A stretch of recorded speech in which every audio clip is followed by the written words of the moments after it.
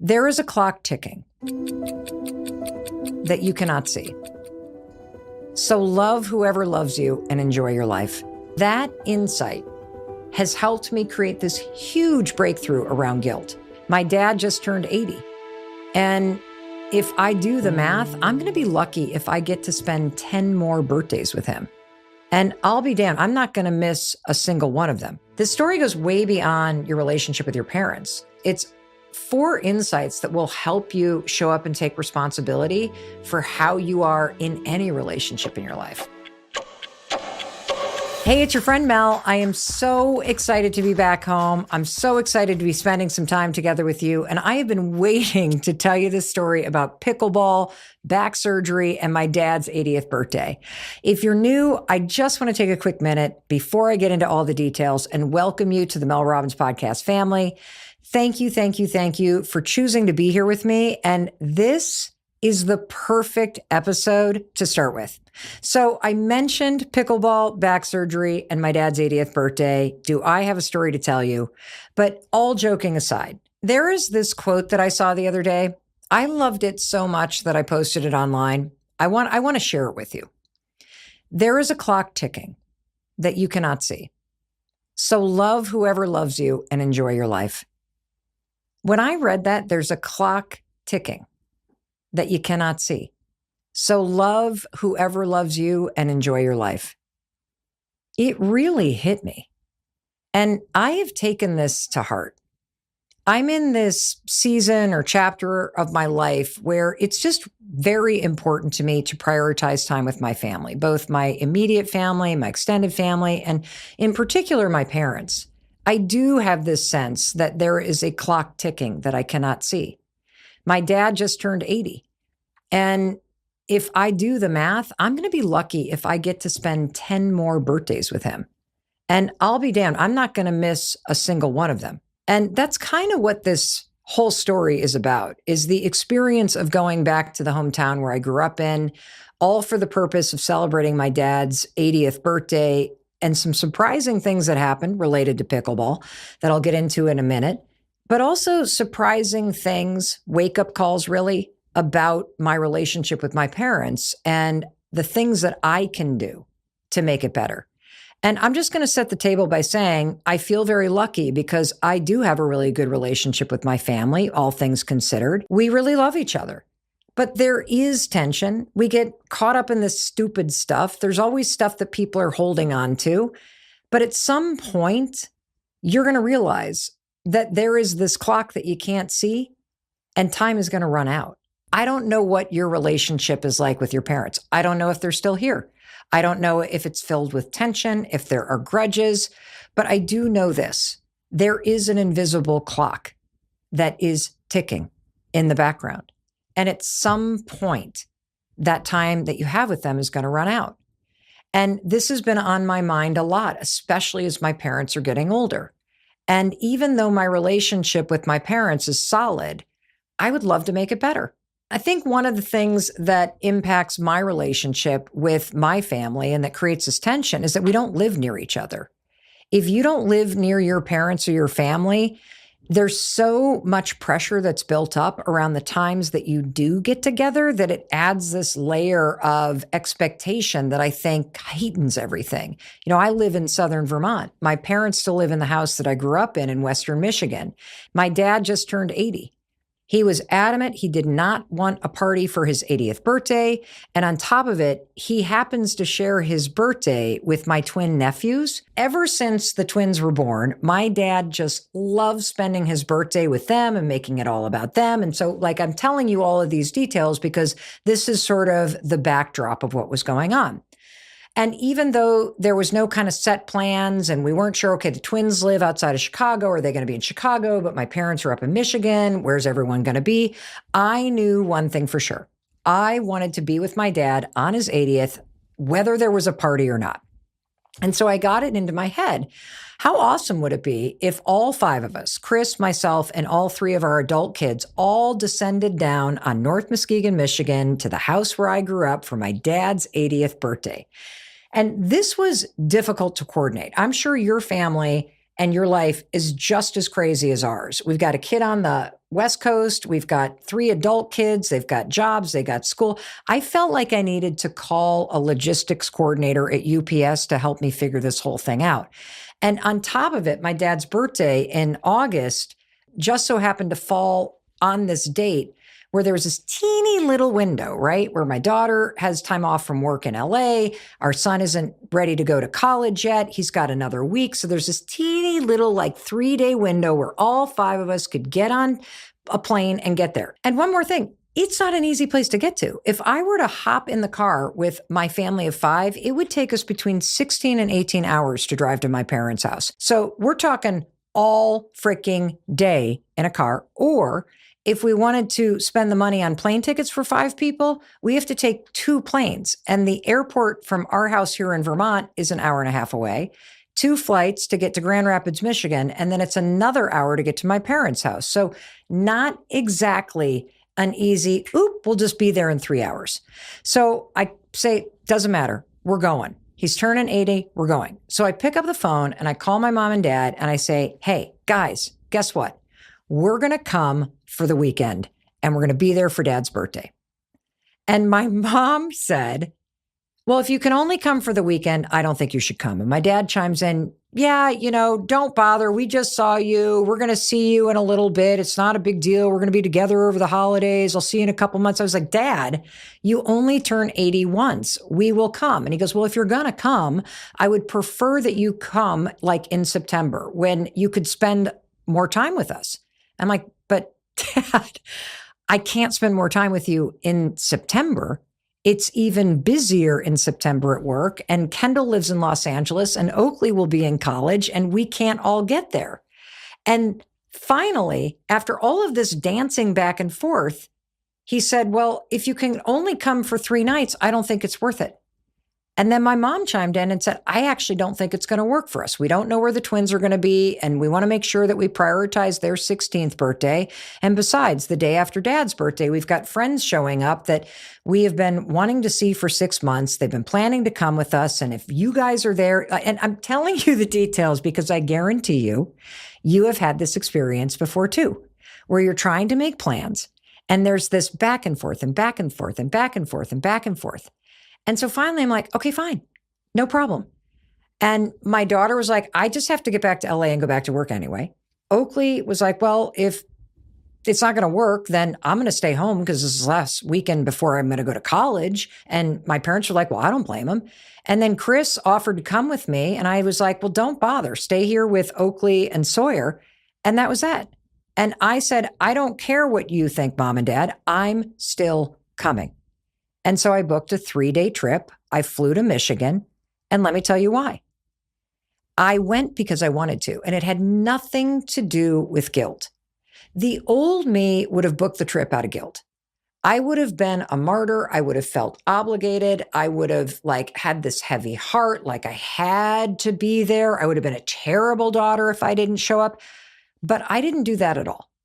And that brings me to this insight, this first insight that I want to share with you. There is a big difference between someone else thinking you're a good person or a good daughter or a good son, and you knowing that you are one. I'm going to say that again. There's a big difference between someone else thinking you're a good daughter or a good son and you knowing that you're one. And that insight has helped me create this huge breakthrough around guilt. Because I realized that if you don't want to be controlled by guilt, just act in a way that makes you proud of yourself. So many people struggle with guilt. And you know you're struggling with guilt from the moment that you say, well, I should, or I have to, or they're going to be mad, or my parents are going to kill me, or I'm never going to hear the end of this. And the thing about guilt is that when you do something out of guilt, particularly with your family, it's the same thing as saying you're doing it because you're obligated and you have no choice, which means when you do something out of guilt, you make the other person the villain. When you do something for your mother because you, quote, feel guilty, you're making your mother the bad guy. When you do something with your family because, oh, I would feel so guilty, or my mother's making, or my dad's making me feel so guilty, they're suddenly the villain. Screw that. Take responsibility for your own actions and your relationships and the kind of person that you want to be. Because the fastest way to make guilt disappear and just like evaporate from your life is choose what you do and what you don't do intentionally. And I'm going to explain how. Here's how you do it. Do not spend time with your parents or anyone else because you feel guilty. Do not spend time with them because they will think you're a good daughter. Choose to spend time with people because it makes you feel like a good daughter. Choose to do things because it makes you proud of yourself. That's why you do it. See, when you feel obligated, now there's tension in the relationship. When you make a choice because it makes you feel good about yourself, you're now acting in a way that is aligned with your values. And there's a very big difference. It took me almost 55 years to figure this out. Don't spend time with your parents because it makes your parents happy. Do it because it makes you happy to know that you're prioritizing something that matters to you. Do you see the power switch in that? It matters to me to be physically there for my dad's 80th birthday. And doing things that matter to me makes me happy about me. It matters to me to be the kind of daughter who showed up for important life moments. I mean, if anything happened to my father and I hadn't been there, I would never forgive myself for missing his 80th birthday. So I'm not waiting around until, some moment in the future when it's convenient, or I'm not doing this because of guilt. I am doing this because I choose to act in a way that makes me proud of myself. Do you hear how empowered that is?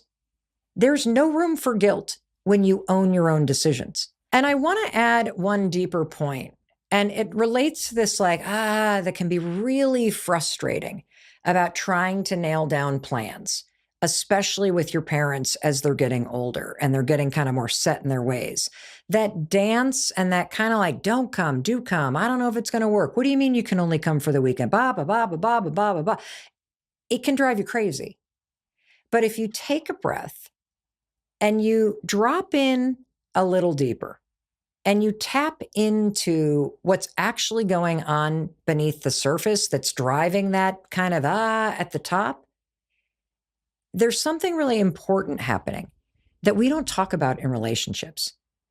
Because when you go underneath, whether it's irritation or frustration or anger or, kind of this tension that you're not going to stay as long as somebody has hoped you would, or that, somebody expected something different, what you find when you get underneath the dance, so to speak, is sadness and grief and hurt and loneliness.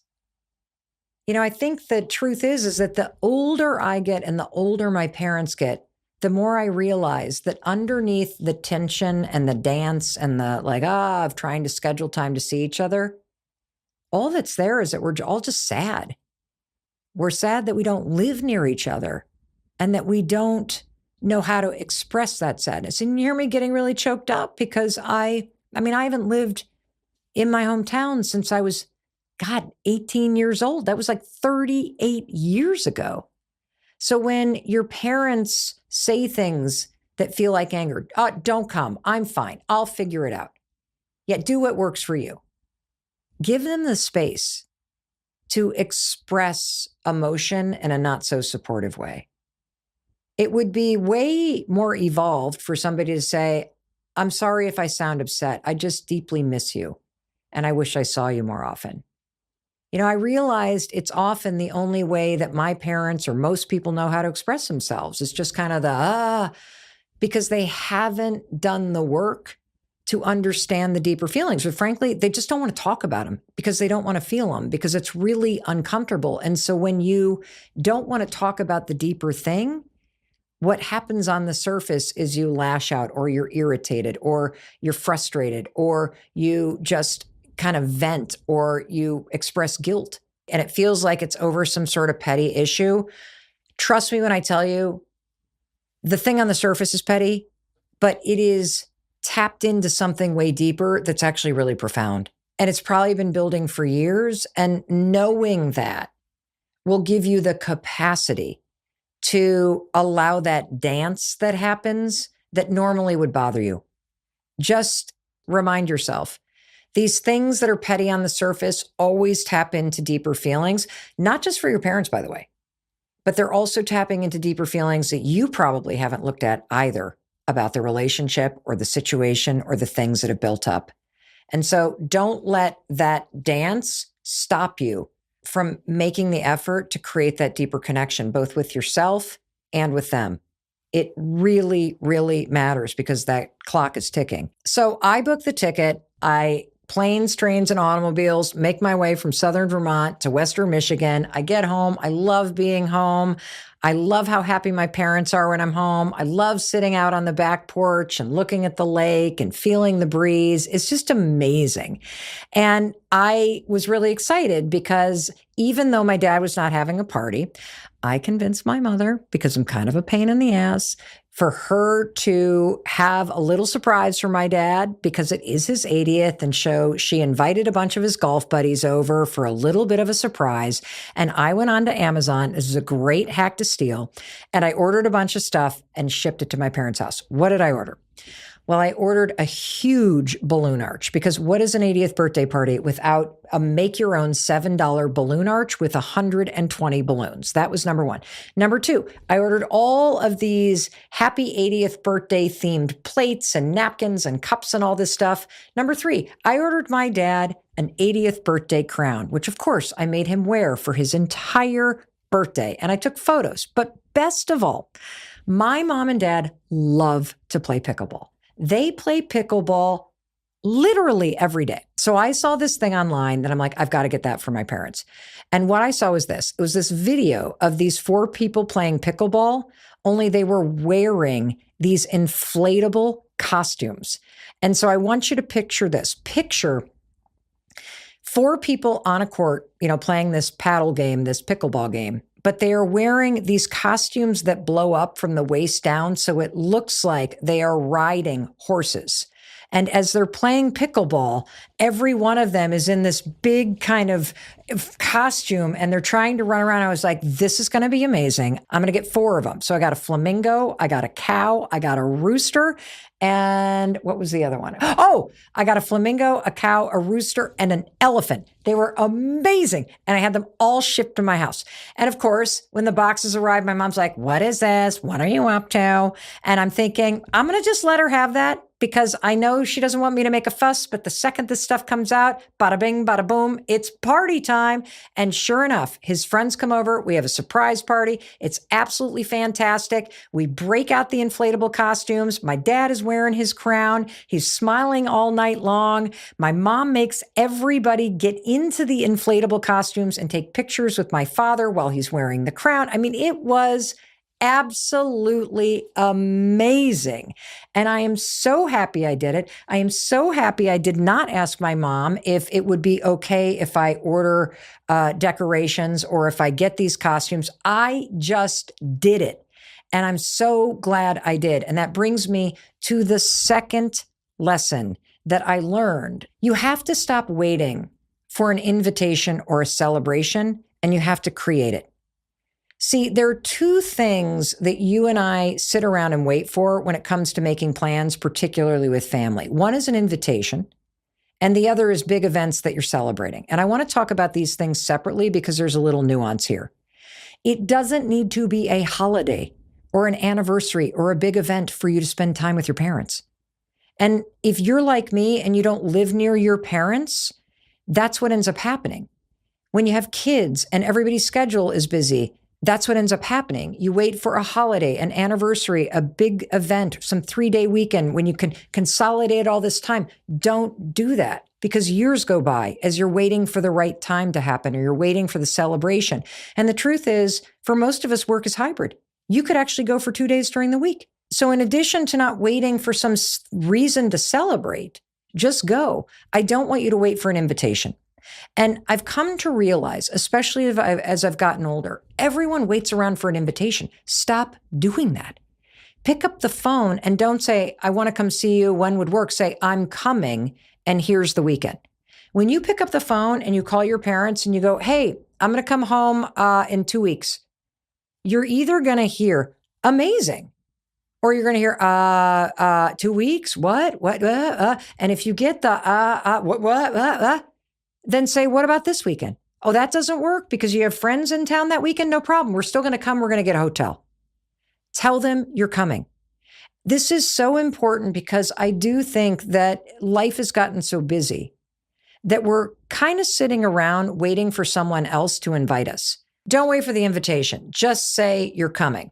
Now, I have one caveat, okay? Because there was this other thing that happened with my parents earlier this year. And again, a lot's happening with my parents because I'm making it a priority to spend more time with them. So every single year during the first week of July, for the past 5 years, my husband and I have rented this awesome beach house in Rhode Island. And then we invite my parents to come from Michigan. We invite my brother and his wife and their 2 kids, the 2 nephews that just turned 16, to come as well. And we spend this awesome week together at this beach house. We've done it for 5 years. It's always the first week of July. And when my parents were in Vermont in June for my son's high school graduation, I said to my mom and dad, so, are you guys going to come to Rhode Island? And they were kind of cagey and noncommittal about it. And a couple days later, I was on the phone with my brother, and my brother said, you didn't hear this from me, but I just want you to know the reason why mom and dad are not coming to Rhode Island is because you haven't invited them. My first reaction was, you're kidding me. And I'm telling you this not to make my parents wrong. I'm telling you this because I fell into this trap of taking for granted the fact that they just knew that there was an open invitation. I just operated as if they assumed that they were invited. And you do that a lot with your family when you're like, everybody's invited for Christmas. There's always an invitation at our house on this holiday. You just need to come. And what I've found is just like you need to pick up the phone when you want to see someone and say, I'm coming, here's the date, and then wait for their reaction. When you want people to come see you, you have to extend an actual invitation. And this may sound obvious, but I think we miss this point with our family because it's easy to sit back and say, if they wanted to see me, they would come. If they cared about me, they would fly to Los Angeles and see me. If they wanted to see me, they would come visit me at my college. If they wanted to spend time with me, they would make the effort. And it's true, they should. But what happens for most people, I've now realized, is that when they see that you're busy, they assume that means too busy to take time off to see you. And so when I stepped back and I thought about it from my parents' point of view, even though this has been going on for 5 years and it's the same week every year, when I step into their shoes and I imagine what it must look like to look at Mel and Chris's life and 3 adult kids and the amount of plans that we have and the coming and the going and the changes and how busy the kids are, isn't it perfectly reasonable for someone to assume that maybe this year wasn't going to work out? That maybe the fact that you haven't gotten a call and said, hey, we got the house again, and these are the dates, and we hope you can come, that maybe that call didn't come because it's not happening? I mean, the old me would have reacted like, oh, are you kidding? They're and you probably do this too. Oh, they never come to Christmas. They never come to this. Have you actually invited them? Like, for real. These dates, this is what I would like you to bring. This is who's coming. You can stay with us. Please bring the dog. I'd really love to see you. I don't think we do that enough. I think we operate in our lives assuming other people know they're always invited, and then we hold it against them when they don't come. And when I look at my parents and I step into their shoes and I think, well, of course they need an invitation. They would have to book an airplane ticket. They got to plan this. They've got to have somebody take care of like things in Michigan for them while they're gone. So when it's you, your approach is, I'm coming, here are the dates. When it's someone else that you'd like to see, you have to pick up the phone and actually invite them. So my dad's birthday party, fantastic. We got the costumes up. Everything's amazing. My dad has a great time. It's really fun. I'm thrilled that I'm there. My nephews are up there. My brother's there. It's just awesome. And it's around this time that my mom discloses that tomorrow, when we're going to actually play pickleball, my dad cannot play because despite the fact that he's been smiling this entire time, he has hurt his back horribly playing pickleball. And he needs an MRI, and that he is pretty convinced that he has dislocated or done something to one of the discs in his back. And now that she's saying it, I'm realizing that he has been not himself. He isn't as smiley. He's kind of like pretending everything's okay, but you can tell it's not okay. And he's also a doctor. And so the thing about doctors is that they do think they know everything. And they are the world's worst patients. And so he goes in to the MRI. He gets his MRI. They don't have a radiologist on. So when he gets home, he's all grumpy because he couldn't see the film. And that's not how things work today. The next morning, you know what my dad did? My dad got into the car and drove to the hospital that he used to work at to see if he could find a radiologist to read his MRI thing because his back was hurting so much. My mom, she was just like, your father, I'm not stopping him. I'm like, Dad, you want me to go with you? He's like, no, I got it. I'm like, you sure? You got a back injury and you're driving and you're 80 years old and you're about to go to a hospital. No, I got it. Thank you, but I got it. So he goes and then he comes back and he's even more frustrated because as he tells me, it's not how hospitals work anymore. There's not even a radiologist on site at the hospital. For crying out loud, they sit at home and they look at their films and I can't get somebody to look at this until Monday morning, but I got an appointment on Monday morning. Holy cow. So he gets an MRI. We wait for the results. My dad goes into a doctor's appointment with a back surgeon on Monday, walks out of it and tells me that they have scheduled surgery for the end of the week. Now, I got to tell you something. When you hear 80 years old, back surgery, end of the week, that's terrifying. I don't care how easy of a surgery it is.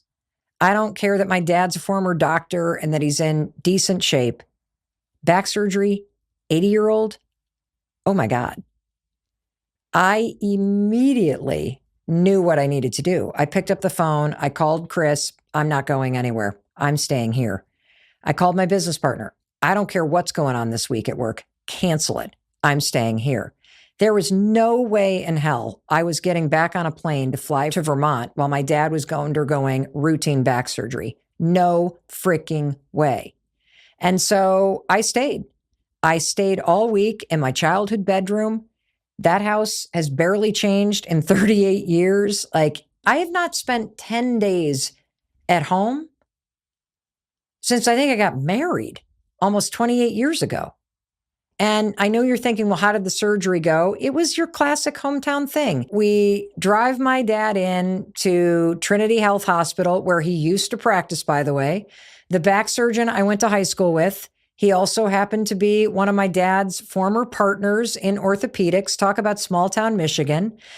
He greeted us, made us super comfortable. Also turns out there were a lot of fans of the Mel Robbins podcast that work at Trinity Health Hospital. It was so cute. A bunch of the nurses and PAs came down. One of them whispers, I hope this isn't a HIPAA violation, but I heard you were in the hospital and I had to come down and say hi to you. And dad's surgery went dynamite. The issue is going to be that my dad followed the instructions, because he's a very active guy and the man is not allowed to golf or play pickleball for 6 months. He's got to give it time to heal. And then I stayed with my mom and my brother for the rest of the week to It's not even like help take care of my dad, to make sure that he actually followed the doctor's instructions. And that brings me to the third takeaway. It is pretty remarkable what happens when you step back into your parents' world. Even if you live near them, you probably aren't even aware of what their day-to-day life looks like. Like, it's easy to forget that this is your parents' first time at this thing called life too. And they have their own little world and their whole group of friends. And what was amazing about being there is that I not only kind of stepped back into my parents' world, but I also got to see my best friend from elementary school because, like me, she was home seeing her parents. And like me, she has lived away from her parents for the last 38 years. And over the years, we have both talked about how much sadness there is. That whether you have a great relationship or a relationship filled with tension or a complicated relationship, if you don't live near your family or if you don't have a supportive family, there is this sense of grief that you're missing out on something. And my best friend, Jody, just upended her life and moved from Santa Barbara back to White Lake, Michigan, to move in with her parents because her parents are getting older and because she is so far away. And being there at the same time that she had moved back to be with her parents, while I was there helping my mom and my dad as my dad went through surgery. Oh my God. Like, it is so eye-opening to not only realize that that clock that you cannot see is ticking and the time that you have is slipping through your fingers, but it's also extremely eye-opening to see your parents' life through their eyes and how they experience it.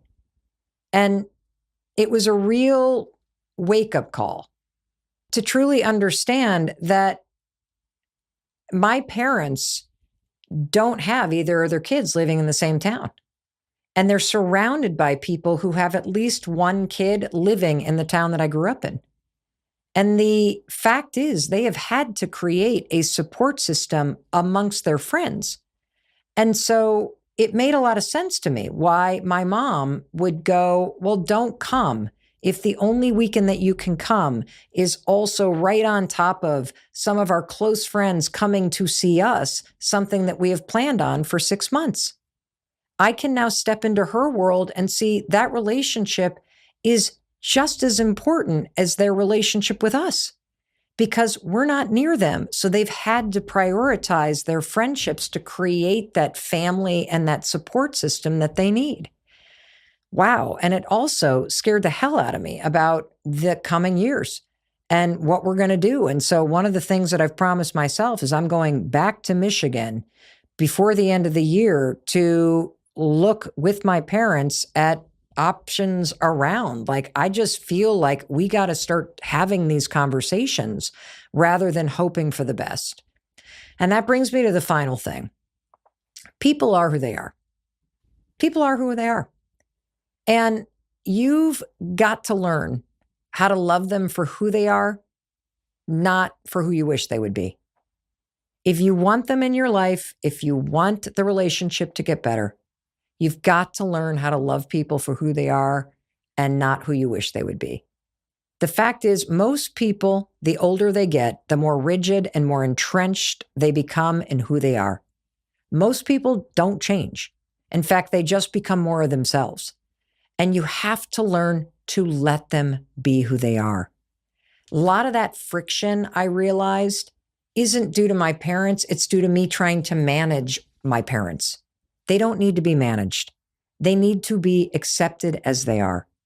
And, let's face it, your parents, they've likely not gone to therapy, nor do they want to. I remember once saying to my mom, have you ever thought about therapy? And she literally turned to me and was like, why? So I can find out I hate my life and I don't want to be married to your father? No, I'm not doing therapy. I like my life. I was like, okay. My mom is a riot. And she also tells the truth no matter what anybody thinks. And, speaking of what, I don't like your father. The issues that you see in their marriage that you wish you could change or make better, they've been there forever. They're not changing. They are who they are. They have the relationship they have. It's not your responsibility to do anything about it. And something that's helped me develop a level of acceptance and love with my folks is just saying to myself, they gave me everything they could based on their life experience. And they gave me the support that they had to give. And it was an amazing amount of support because people can only meet you as deeply as they've met themselves. They can only give you what they had to give. And neither one of them got any kind of emotional support from their parents. I mean, most of our parents, yours included, were never provided the emotional, physical, psychological support that they needed. They haven't gone to therapy. They haven't looked at their issues, and they're not going to. And the sooner you kind of accept that, the sooner you can get to a level of peace about where you are and why you're where you are. I'll never forget Dr. Ramani saying that one of the biggest things that stands in the way, not only of your healing, but of any relationship changing, is the hope that someone else will change. See, holding on to the hope that someone else will change creates resistance and friction in the relationship. When really what you need to do is stop hoping that someone changes and accept who they actually are and who they're not. Because once you accept who they are and who they're not, then you get to decide, how do I show up? How am I going to choose to be in this relationship knowing that this person is never going to change? What kind of daughter or son do I want to be? What kind of parent do I want to be, regardless of the way that my efforts are met? What kind of effort do I want to give? Because when I act this way, it makes me proud of myself. And when you operate knowing that even though the person isn't going to change, I never said you couldn't. And what I found over and over is the second that I change how I show up in a relationship, the relationship changes for the better. That's how much power you have. The power is in how you choose to show up. The power is in you living your life in a way that makes you proud of yourself. Has nothing to do with what anybody else thinks about it. The power is in what you say, what you do, and how you choose to be in these relationships. And remember, there is a clock ticking that you cannot see. So love whoever loves you and enjoy your life. And the more that you live your life in a way that makes you proud of who you are, tell you what, the more you're going to enjoy it and the better your relationships are going to be. All righty. Thank you for all your amazing well wishes for my father's recovery. I can already feel them coming in. Thank you to Trinity Health for taking a great job of my dad. Huge shout out to all the nurses that are big fans of the Mel Robbins podcast. And please steal that tip. You want to bring fun, order a balloon arch and order some inflatable costumes and get a crown, and you'll be shocked at what even 80-year-old adults do. They turn into little kids. And one more thing, Mom and Dad, I love you. Thank you again for allowing me to share this experience that we had and the insights that I gained with absolutely everybody that was listening already. And in case no one else tells you, I wanted to tell you that I love you and I believe in you. And I believe in your ability to create a better life. And a blow-up costume and a pickleball racket will certainly help do that. Alrighty, I'll be waiting for you in the next episode. And for you on YouTube, I want to make sure that in case no one else tells you, that I tell you, I love you, I believe in you, I believe in your ability to create a better life. And one thing that creates a better life, inflatable costumes. Make sure you bring them to the next party. Another thing that creates a better life is to continue to watch these videos and to share them with the people that you love. Do me a quick favor, since I know you really appreciate what we're doing here. Will you hit subscribe? I have a goal to make sure that 50% of the people that are watching here on YouTube have subscribed to this channel. It tells me that you love this content. It's a way that you can support me and give a little love back. And speaking of a little love back, I know you want to watch another video, so this is what I would love for you to watch next. When my husband and I dropped our son Oakley off at college a couple weeks ago, there was a particular moment that I cannot stop thinking about. We were just about to leave, and all of a sudden, our 19-year-old son pulled out his stuffed animal from childhood and his tattered blankie that he has had since he was born, and then he put them both right in the middle of his freshman dorm bed. And it got me thinking, do you still have your old blankie? Or your favorite teddy or bunny? I wish I did. You know, those well-loved, beat-up stuffed animals that you had as a kid? The ones that you hugged so hard and the fabric smells like a mix of bad breath and old Doritos and pure magic. Comforting things are way more important than you think. They're not just relics from your childhood. These are essential tools for your brain. And today, you and I are going to dig into the surprising and profound science of simple comforts in your day-to-day life. Hey, it's your friend Mel. I am so excited that you're here. It is always an honor to spend time with you and to be together. If you're brand new, welcome to the Mel Robbins podcast family. You know, I know you're the type of person that values your time, and you're also interested in learning about ways that you can improve your life. I love that. And so I want you to know that I think it's really cool that you chose to spend your time listening to the exact podcast that is going to help you do both of those things. So like I was telling you earlier, you know, we moved our son Oakley into freshman year of college, and there was this moment where we were about to leave, and all of a sudden he pulls out his childhood blankie, which at this point is basically a bunch of shreds of fabric, and his beloved teddy. And I was so moved by this moment right before we were about to leave, where he took Teddy and Blanky out and he put them right front and center on his bed in front of his pillows. He didn't stick them behind the pillows. He didn't stuff them in a drawer. He proudly displayed these two things that he cares about right there. And the moment really struck me. And I think it struck me for two reasons. The first one, of course, is, you know, I can remember when he was teeny and he'd be dragging these two things around. And, you know, if you've ever seen a kid that has a stuffed animal or a blankie and they're like almost bigger than the kid, it's like they're going to fall. That I just remember it was like yesterday. And now he's 6 foot, like, gosh, is he 6'1"?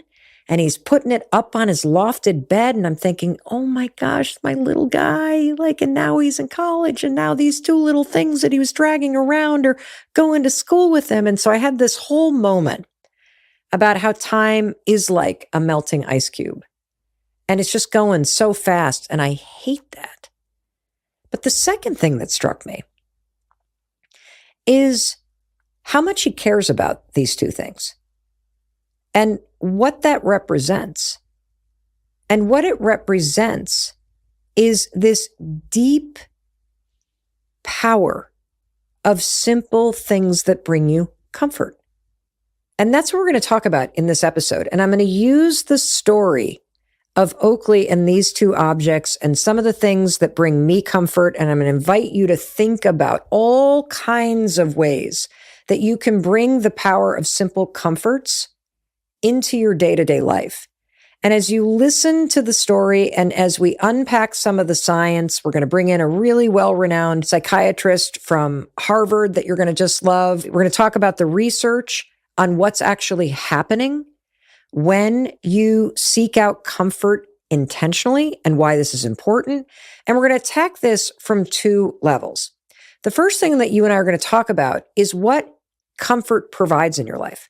What's happening in your brain when you have things in your life that bring you comfort. And it could be anything, absolutely anything. It could be rituals that you do that bring you comfort at the beginning or end of the day. It could be a particular object. It could be something that you see or a sound or a smell or a taste.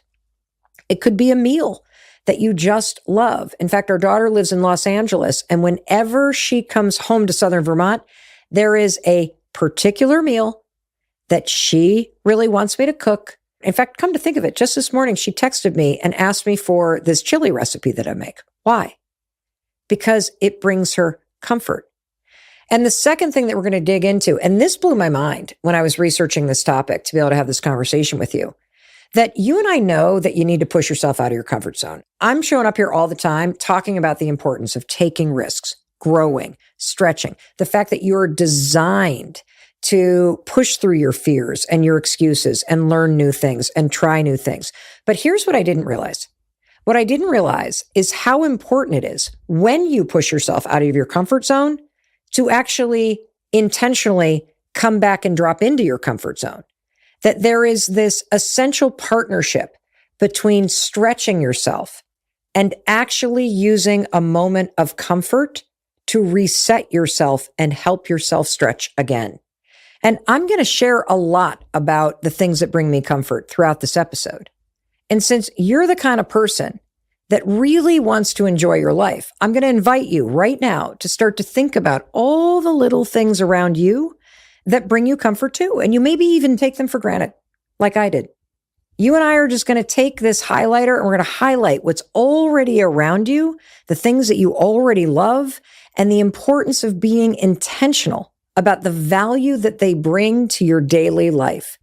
And the first set of things that I thought about as I was thinking to myself, well, what brings me comfort? What is it that I would pack if I were going through some major life transition like college? And it struck me, there's a whole set of things that I take with me when I travel that bring me comfort.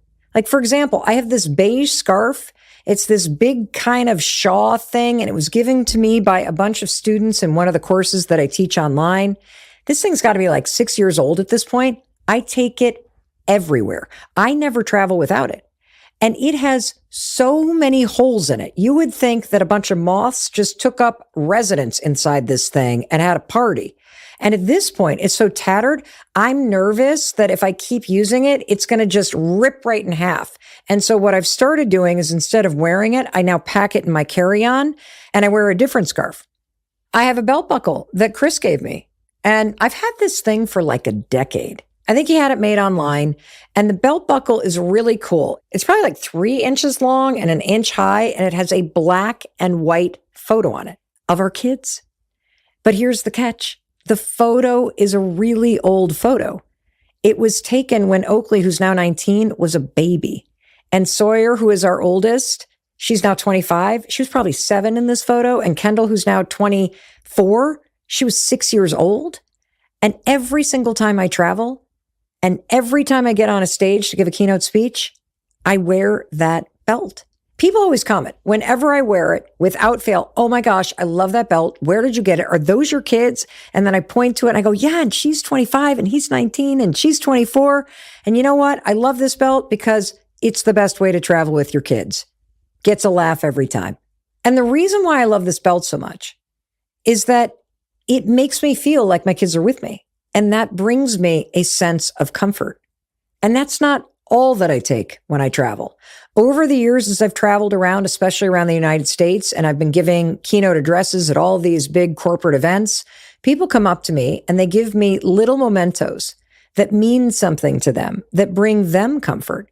And they give me these deeply personal things as a thank you for the impact that my work has made on them, whether it's the 5-second rule or the let them theory or the high five habit or these podcast episodes. And so I've started to take these little objects and I put them in my suitcase.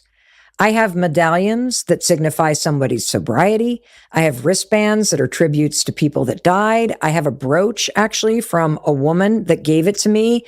It was her mother's brooch. And she gave it to me as a thank you because she had been really struggling with hoarding. And she listened to something that we had put out on the podcast, and it gave her the ability to start to declutter, dehoard, to get rid of things. And her ability to give me this brooch was a sign of her growth and change. And so all of these little objects now sit right in my suitcase. And every time I open it up, whether I'm here in Southern Vermont and I'm packing it and I'm getting ready to go away on a trip, or I'm in a hotel room and I'm unpacking things in my hotel room, when I see all these little objects, I feel like you're with me. And I'm reminded of the impact of everything that I'm doing. And it makes me feel less lonely when I'm traveling and I'm on the road. And for years, I've been doing this. And I've been thinking to myself, oh, it's no big deal. I got my scarf and I got my belt and I got my stuff in my suitcase. But it is a big deal. It turns out, based on the research, it's a very big deal.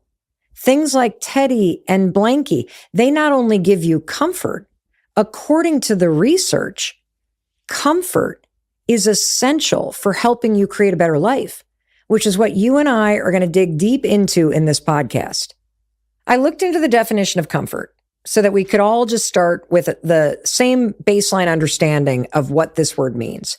Comfort is a state of physical ease and freedom. Freedom from what? Freedom from stress, freedom from like the things that are weighing you down. Things that bring you comfort are positive, amazing things. It's like you see it and your stress for the moment disappears. There's not a single thing that you would say that brings you comfort that is going to be stressful. It's the opposite, right? It's recharging. You feel this refueling and this sort of like powering up that happens. And comfort in that regard gives you the strength to face life's challenges. It gives you the ability to take risks. It can remind you of who you are. It can give you a sense of peace in the middle of the storm. And as I was really digging into this topic of what is comfort and why is it so important in our day-to-day life and how is it that it makes you stronger as a person, I just kept thinking about Oakley and how when we dropped him off, I wasn't surprised, honestly, that he brought Blanky and Teddy along, but I was surprised about how he displayed them so proudly, front and center, no shame, no embarrassment. He didn't stuff them in a drawer. He didn't hide them on the top of the closet. He didn't cram them behind his pillows so nobody would see. Oh, no way. He put them front and center. There was no doubt in his mind that Blanky and Teddy were going to go to college with him. In fact, when you walk into his dorm room, his bed is right there in front of the door. They are the very first thing that you will see when you go into his room.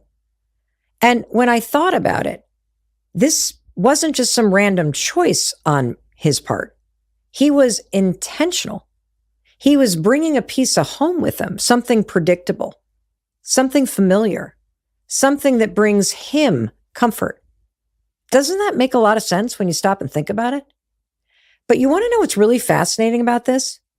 Is that by Oakley placing Blanky and Teddy on his bed, just like they were here at home, this isn't just some cute childish gesture. This was his brain's way of saying, everything's okay. You're safe here. That's what comfort rituals do. They ground you. They bring predictability in moments of chaos. And it's the exact same thing when I really stop and think about it, that I feel when I open up my suitcase and I'm in yet another hotel room alone. It brings this sense of peace and it makes me feel better. I can remember when Oakley was little. In fact, I remember when he got Blanky and Teddy. Blanky was this beautiful gift from all of my girlfriends. We were all raising our kids at the same time in this great little town outside of Boston, Massachusetts. And they had had it monogrammed with his name, Oakley, on it. And they had even bought Blanky from our friend Carolyn, who at the time had this little trunk show business where she was selling kids' clothing. And so it was this deeply meaningful gift from my friends that was there for him, waiting for him when we brought him home from the hospital. And you want to know what? Blanky has been with Okie every step of the way. Seriously, when he was little in a car seat, I would tuck Blanky around him in his car seat. And when he started to walk, he would drag that sucker across the ground everywhere he went. In fact, if I hit that thing with blue light, I am not sure what the heck we would find on that thing, but I'm sure it would be disgusting, even though I wash it every chance I can rip it from him. It was not only the blanket, but the actual ritual of touching it that brought him comfort. When he was little and he was nervous, he would just rub the ends of it. I bet this is making you think about yourself and what you maybe did with a binky or what you saw your kids or your brother or your sister do. And now his blankie is just frayed all around the edges. And this little rubbing thing, it's called tactile grounding. There's no doubt in my mind that the science is very real about how powerful this is. And Teddy, probably even more meaningful. Because after Oak was born, he had this life-threatening thing happen to him when he was 5 days old. And he had to be rushed by ambulance to Mass General Hospital in Boston. They admitted him to the NICU, and it turned out that he had been born with this disease called Hirschsprung's disease, which basically means parts of his colon and his intestines weren't working. We were so lucky that we caught it before his intestines ruptured, which would have killed him.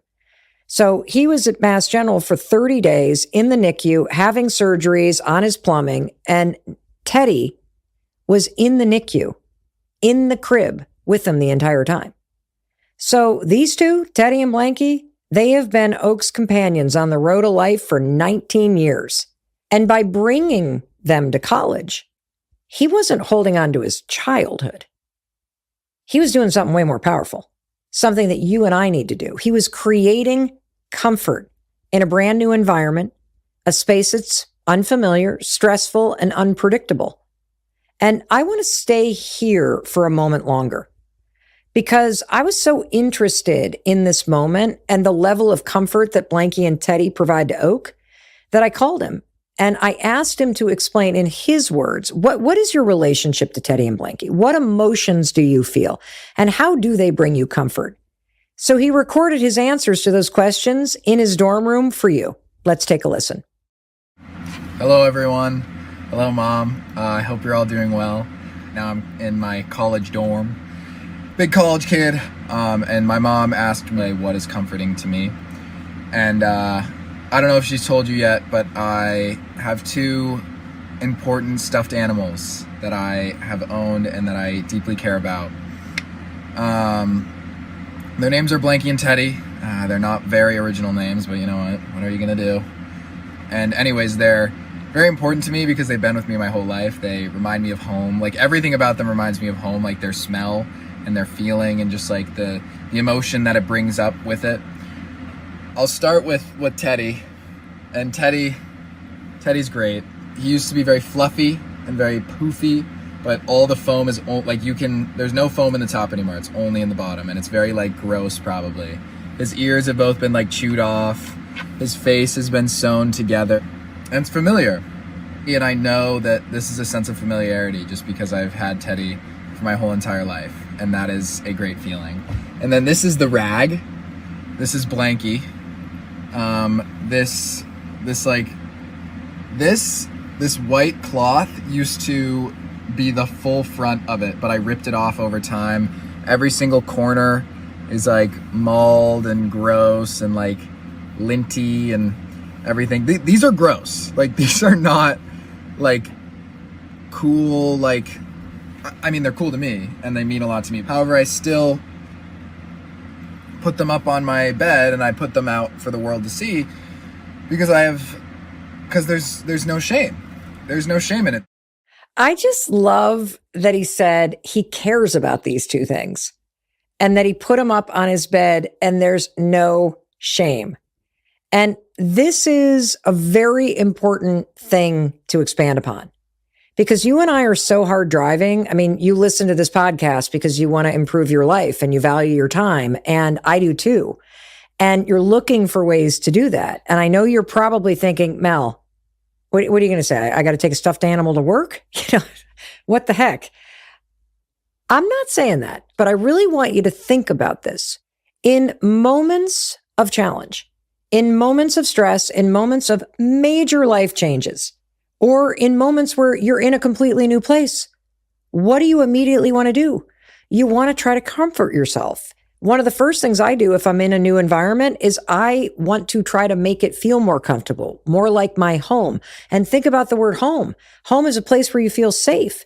And by the way, comfort is not just about childhood items. Not at all. It's about creating small moments of comfort in your everyday life. Maybe for you, that means the smell of your favorite candle when you get home. Maybe it's this cozy blanket that you throw over your lap when you're reading a book or you're watching TV, or maybe it's petting your dog. I mean, that makes you feel warm and cozy, doesn't it? These little moments aren't just comforting. They're essential.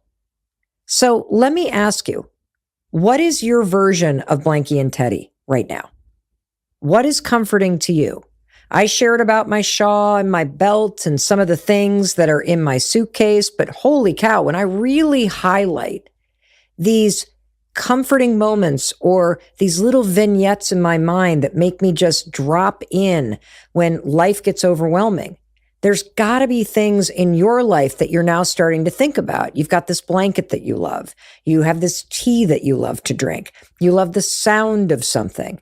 When life feels overwhelming, when something is new or when you're exhausted or you just feel like you want to, what's that word, nest a little bit and just snuggle in, what is it that you reach for? I mean, it could be as simple as a clean, organized space or that quiet moment where you just sit down at the end of the day and you breathe for a second, or a favorite window that you look out of. And these small comforts send signals to your brain that say, hey, it's okay. Things are under control, helping you to stay grounded and focused. But here's the coolest part. This is all wired into your brain's circuitry and your nervous system already. Every time you experience something familiar, like seeing Blanky or taking a sip of your favorite drink, you know what happens? Your brain's dopamine pathways light up. And dopamine, I'm sure it's a word you're familiar with, but if not, it's a neurotransmitter, fancy word, just plays a key role in how we experience pleasure, motivation, and reward. And when you engage in comforting rituals, your brain releases dopamine, which tells you, hey, this feels good. Seeing Teddy and Blanky feels good. Sitting on my couch under my blanket feels good. Spending some time hugging my dog feels good. Keep doing this. This isn't just like a feel-good thing every day. This is a tool you can use to help you move through major changes in life. Because just think about Oak. When he comes back into his dorm room and the first thing he sees is Blanky and Teddy, his brain releases dopamine, that feel-good chemical, and it signals everything's fine. Just a little bit of comfort you can drop in. Everything's fine. So the next time you feel overwhelmed or anxious, or you got way too much going on at work or school or life, remember little comfort items or rituals are working on a deep biological level to help you feel grounded right now. And when your brain is in that calm, familiar space, it is better equipped to handle the bigger challenges that you're facing in life right now. So that brings me back to kind of a huge takeaway and why I really want you and I to get more intentional about this topic, because comfort just isn't about relaxation. That is just the icing on the cake. The real juicy part of it is that it's your brain's way of creating stability, focus, and strength to help you through life. What is that thing that creates comfort for you? Do you have something in mind? Is there a place that you stop on the way home from work that brings you comfort? Is there a place that you stop on your way to school that brings you comfort? Maybe there's a photo of your family on your desk, or some figurine or memento or favorite mug that brings you comfort at work. It's not about the thing. It's truly about cultivating the feeling inside yourself and activating this resource inside your body. You know, I don't care about the fact that my scarf looks ridiculous. I drag that thing everywhere with me. I love thinking about my scarf that way because it truly elevates this stuff in your life from something childish to something that is essential to your happiness, your mental health, your sense of grounding, and your safety in life. And the second reason why I love this is because people don't care what brings you comfort. You think they care, but they don't care. In fact, when I said to Oak, are you nervous about all these new people walking in your room? You've never met them before, and they're going to see that you have Teddy and Blanky on your bed. This is what he had to say about that. There's no one walking into the dorm and looking at them and going, oh my God, you're such a child, or that's so weird. Because people understand the importance of comfort. And especially in a place like college where you don't have your normal sense of comfort, you don't have your own bedroom, you don't have your old friends, your family, you don't have the things that you love and know, it's important to have things that are comforting, like stuffed animals. I would just like to say that if there is something in your life that is comforting and you feel like you cannot be without it, then be with it. Did you hear that last line? So good. If there's something in your life that brings you comfort and you can't live without it, be with it. And there's zero shame in it. And what I also loved about what Oakley was reflecting on is that nobody cares, because everybody understands the power of things that bring you comfort.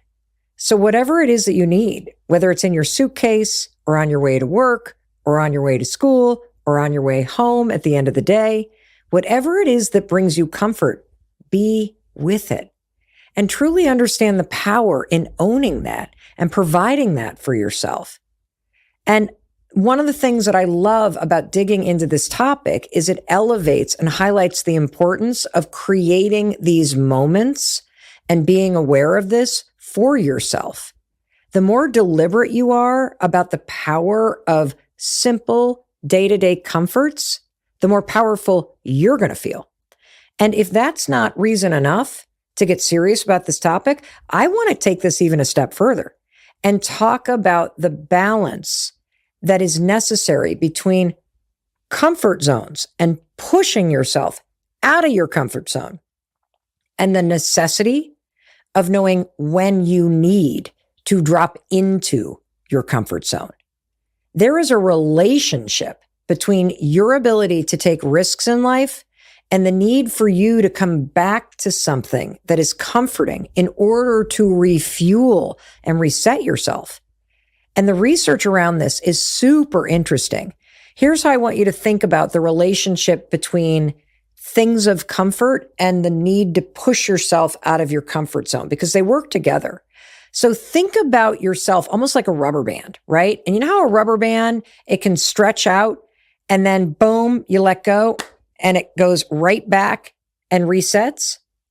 Every single time in life when you stretch yourself, whether you're going through a big life change like Oakley's going through right now at college, and I'm going through a big life change because we're now empty nesters, or whether you're going through a big life change because you're taking on a new job, or maybe you're going through a breakup, or whatever it may be, as you stretch through this new change, because that's what change does to you. It stretches you, and it stretches you because you're having to learn new behaviors, new neural pathway.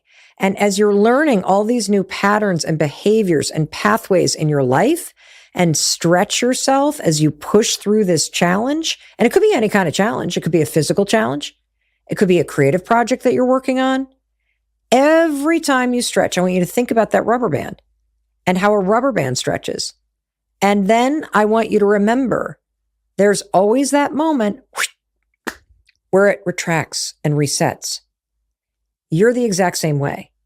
If you stretch continuously, you'll snap and break. You have to reset. The human brain, body, and spirit has to have this moment of refuel and reset after you've stretched yourself. And this is all based on fascinating research about how your brain works, about habits are formed, how you learn new information, how your body resets itself. It is well documented that you have a need to refuel and reset. And that's where the power of simple comforts come in.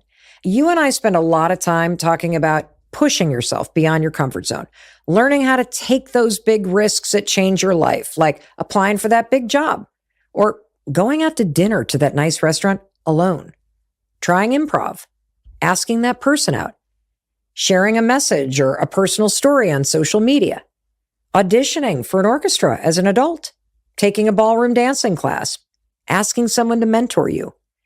Anytime you do something out of your comfort zone, remember that rubber band is stretching and you're designed to do that.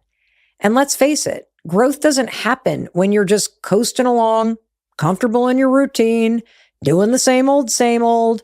And it's so easy to just default to what you always do, what's familiar, and never stretch yourself like that rubber band in your life. But here's the part that you and I don't talk about enough. You can't be in push mode all the time. You can't be stretched all the time. You know what we call it when you're stretched all the time? It's called burnout. That's not what we're talking about here. We're talking about the fact that you need balance. I'm always going to push you to stretch. I'm always going to push you to take that risk. I'm always going to push you out of your comfort zone. And today, I am reminding you that resetting and allowing yourself to drop in and rest and feel comfort, it is just as important as the stretch because they go hand in hand. Just like when you're building a muscle in the gym, you can't just pump iron 24 hours a day. You have to rest it after a workout. And you want to know a really interesting fact about this as you think about a rubber band stretching and then bouncing back into shape? Do you want to know when you lock in new habits and memories and you actually lock in learning? It's not while you're stretching and you're practicing the new habits or you're studying the new material or you're doing the new skill. You actually lock it in while you're sleeping.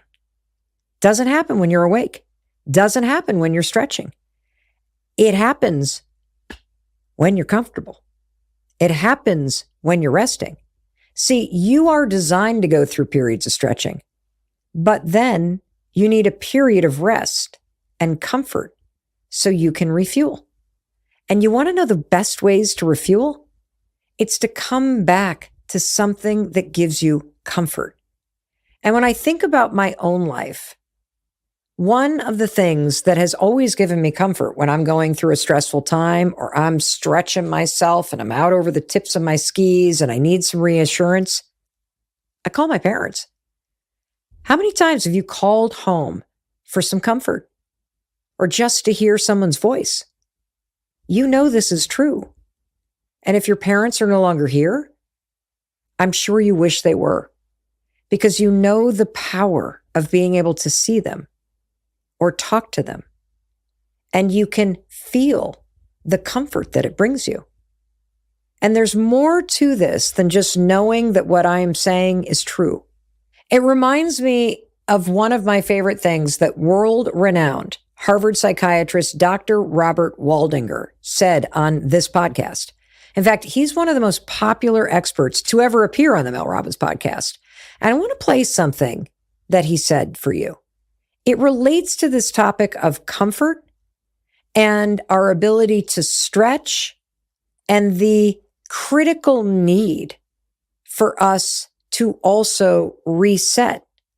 So you're about to hear Dr. Waldinger talking about how as human beings, you and I are wired to bond to other people, and we naturally seek out other people in moments where we want to be comforted. Take a listen to what Dr. Waldinger said on this podcast. We all bond when we're babies, when we're tiny. We bond to caregivers. And that if the bonding goes well, we end up believing that we are lovable and that there's somebody there to love us. And that when we believe those things, we grow up happy and we grow up brave enough to explore the world, right? Because there's a home base we can come back to. So sometimes you'll see on a playground, you'll see a parent with a 2-year-old and the 2-year-old toddles off. And then at some point they'll run back and they will grab the parent's leg. It's sometimes called refueling, where they're reminded, oh yeah, home base. And then they'll toddle off again. And then they'll run back for that kind of momentary refueling, right? We think that that's something we need all the way through life. So how do I take a risk in my life? You may have someone in your life, maybe it's your spouse. And if you start to take a risk, like starting a new podcast, you might run it by him and say, what do you think? Do you think I could do this? And we need somebody to say, it's okay. And I'm here. Even if it doesn't go well, I've got your back. Oh, I love that. Don't you love this notion of refueling? And the fact that what he's actually talking about is the power of comfort. And you can refuel not just by connecting with other people. You can refuel by connecting with Teddy, Blanky, a photo of your family, a favorite place that you love to stop on a particular drive. And you can also refuel by connecting with yourself And I want to tell you about my friend Amy. She is a producer on this podcast and lives here in Southern Vermont. And every single morning, she walks out her front door and walks a quarter of a mile down the road and across a bridge and down to this river where she does a cold plunge every single morning. And this is an important nuance because comfort doesn't always have to be warm and cozy. Sometimes the things that you wouldn't expect can bring a surprising sense of comfort, like a cold plunge. Now, at first glance, it kind of seems like the opposite, right? Because you're like, oh my gosh, cold water. I don't think that sounds that comforting at all, Mel. But the controlled discomfort of something like a cold plunge or a cold shower activates the parasympathetic nervous system, which can leave you feeling incredibly calm afterwards. And this has become a super cool and comforting ritual that Amy does every single morning. She leaves her house, she walks down the road, she crosses a bridge, she walks into this little park where there is this beautiful winding river, and then she goes to the same rock. She pulls off her sweatshirt, she pulls off her shorts, she's in her bathing suit, she's got her water shoes on. She then walks right in, and then she screams to her poor husband, Tim, "Start the timer for 3 minutes." And sometimes when she's in the water, she cries. Sometimes she shivers. Sometimes, like she was telling me this morning, she crouches way down and she watches the river from a frog's eye view, just taking it all in. And this morning, the leaves were passing her by because it's fall up here in Vermont. Doesn't it sound absolutely amazing? You know, come to think of it, I got to come do this with you, Amy. We should do a special episode about it and film it, like how you do a cold plunge and all the protocols. And you'll see for yourself that the ritual is what's comforting. And all the while I'm explaining, Amy's probably been in the river the entire time, just dropping into the cold water and finding comfort in it. And then all of a sudden, her husband says, "Done." And I know what you're wondering. Does her husband, Tim, ever do it? No. I'll tell you why. Because it doesn't bring him comfort. And that's also important. What brings you comfort is personal to you. For Amy, this is as much about taking a moment for herself as it is anything else. It helps her relax, recharge, prepare for the day ahead. That's her comfort ritual. And it makes all the difference. And just like Dr. Waldinger painted this beautiful picture of a child that runs into a playground, that's like that rubber band stretching, right? The child running into the playground. And then what does the child do? Resets and comes back to the caregiver to refuel. It's a safe place. It's comforting, which allows you to stretch again. Amy's doing the exact same thing. By starting her day, knowing that the day is going to be, creative, production, stretch, she goes into that river like a child goes to a parent to refuel so that she's ready to go stretch herself again. Don't you just love that visual? I love that visual of a child running into a playground and then coming back to a caregiver. I love that visual of a rubber band stretching, just like you do as you grow and you take risks and you reach for all the things in life that you want to experience. And I have the exact same visual now of Oakley. I can just see him. He's out and about. He's walking around campus. He's in classes. He's playing sports. He's taking it all in. And that's him stretching in this new phase of his life. And then what's waiting for him? Like the river is waiting for Amy and the caregiver is waiting for the child, Teddy and Blanky are waiting for him. This is so much bigger than a reminder of home. It's an intentional act of refueling, of taking care of yourself, of supporting yourself. And when you look at it that way, I mean, how cool is this? Small things in your day-to-day life that really do matter. And those are my favorite kind of things. These little things that are so profoundly powerful. And now I'm sure you're sitting here thinking about all your favorite things to drink and your favorite things to do as a ritual and things from your childhood. So the next time you're feeling overwhelmed, think about what brings you comfort. Maybe it's a person. Maybe it's a place that you stop. Maybe it's something that you eat or music that you play. I'm now realizing that the ritual of taking a bath every single night before I go to bed, it brings me comfort. It's something that I do after stretching myself all day that helps me refuel. And I love this topic so much that I was out to dinner the other night with a bunch of the amazing people that are on our team here at the Mel Robbins podcast. And I was talking about the fact that we're doing this super cool topic. And so I asked them the same question that I've asked you. What is it that brings you comfort? And as we went around the dinner table, it was so fun to hear everybody's responses. And I wanted to share what some of our team members said, because they inspired me to think more about what's right in front of my face, and getting more intentional about seeing what's right there as something that is a powerful tool in my life. And I know that as you hear me share them with you, it's going to widen the aperture on what you see and help you create more intentional moments of comfort and refueling in your life. So for my daughter, Sawyer, who is managing the launch of my brand new book, The Let Them Theory, which comes out in January, it's all about eating sour grapes.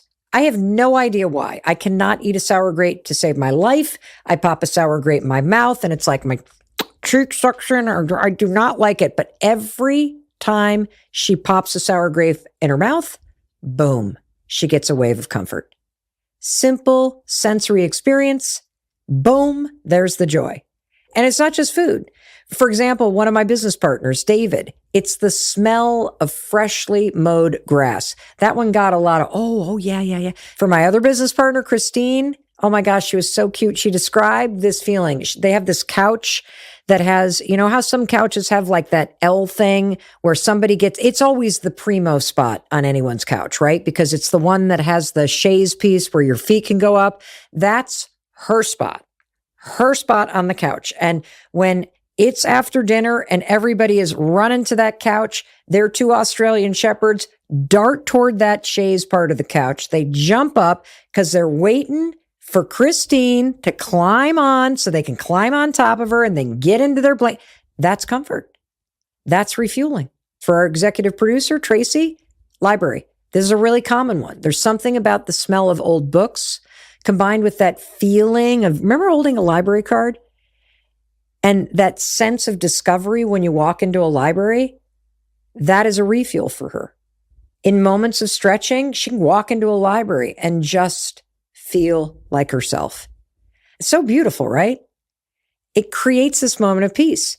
And that triggers a moment of comfort for me. And you want to know what my moment of comfort is? It's when the stars align. It's when there are these magical connections that you just can't explain, when it feels like the universe is going ding, ding, ding, ding, ding. You're in the right place at the right time.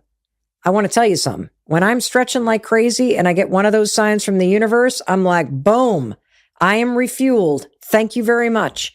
And as we sat there around the table after a long day of work, as we were stretching ourselves, one thing is very clear.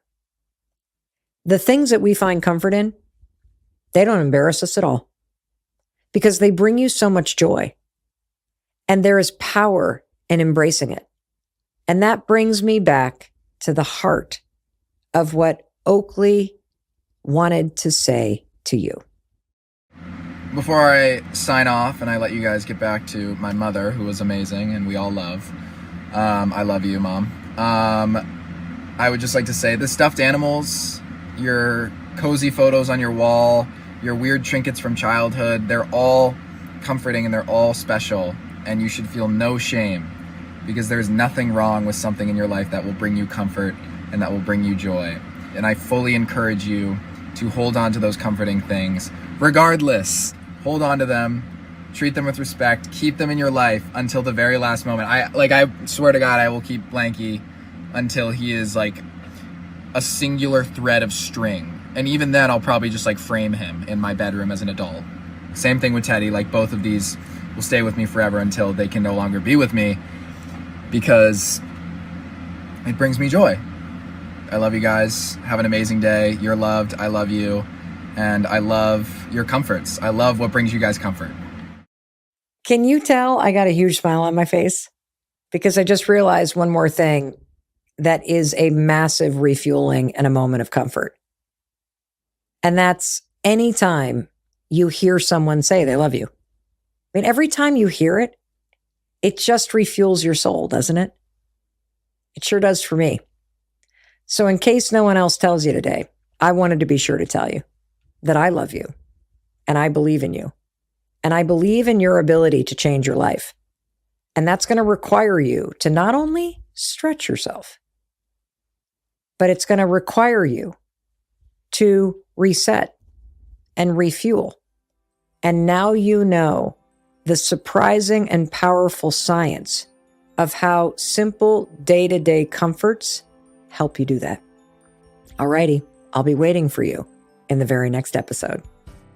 And for you on YouTube, I just want to thank you for being here with me on YouTube. I love spending time together with you. Thank you for watching all the way to the end. Wasn't that science so cool? And one thing I want to ask you, because I know you're the kind of person that loves supporting people that support you. One way you could support me is by hitting subscribe. It brings me great comfort to know that the videos that we are creating for you and publishing every day are helping you. And seeing you subscribe is one way that I know that you like what we're doing. And it's also a way that you could help support me and our team. So thank you so much for doing that. And I know you're thinking, Mel, love these videos. What should I watch next? I think you're going to dig this one.